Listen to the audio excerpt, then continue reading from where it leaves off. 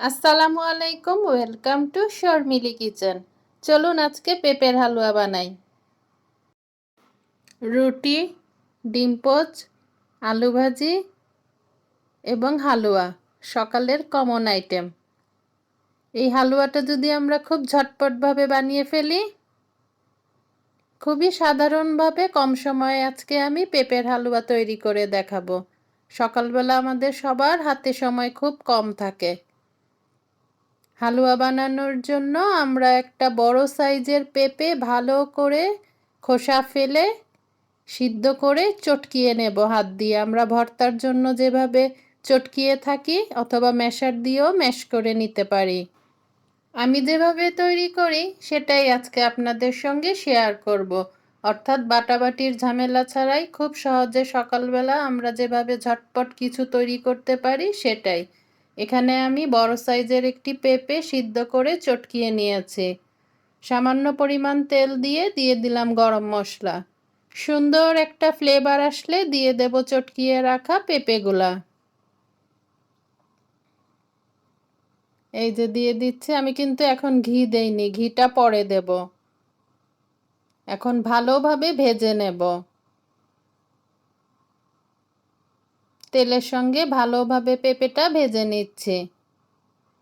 Please বন্ধুরা ছোট্ট একটি লাইক দিয়ে ভিডিওটি কন্টিনিউ করবেন।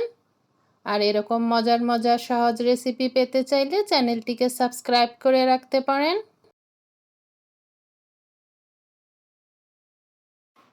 এ পর্যায়ে দিয়ে দিচ্ছি চিনি। যে যেমন মিষ্টি খেতে পছন্দ করি সেই অনুযায়ী আমরা চিনিটা দেব।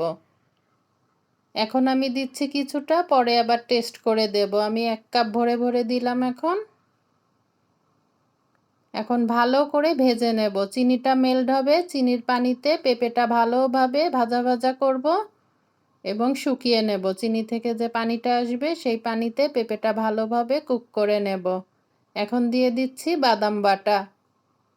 কাঠবাদাম, কাজু বাদাম এভাবে আমি বেটে ফ্রিজে কিউব করে রাখি। যে কোনো রান্নাতেই এটা দিতে সুবিধা হয়।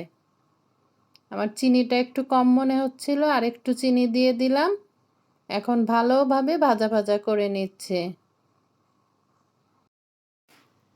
এ পর্যায়ে দিয়ে দিচ্ছি ঘি। ঘি দিয়ে আমরা ভালো মতো হালুয়াটা ভাজা ভাজা করব।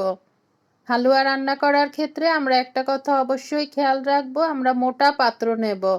অর্থাৎ তলা যেই পাত্রের ভারী থাকে সে ধরনের পাত্রে আমরা হালুয়াটা রান্না করব। তাহলে হালুয়াটা খুব সুন্দর হবে এবং পুড়ে যাবে না। এই যে ঘি দিয়ে ভালোভাবে ভাজা ভাজা করে নিচ্ছি। সকাল বিকালের নাস্তায় অথবা অতিথি আপ্যায়নে আমরা এই ডেজার্টটি রাখতে পারি। খুব সহজে করে দেখানোর চেষ্টা করেছি, আশা করছি ভালো লাগবে। আজ আসি, আল্লাহ হাফিজ, আসসালামু আলাইকুম।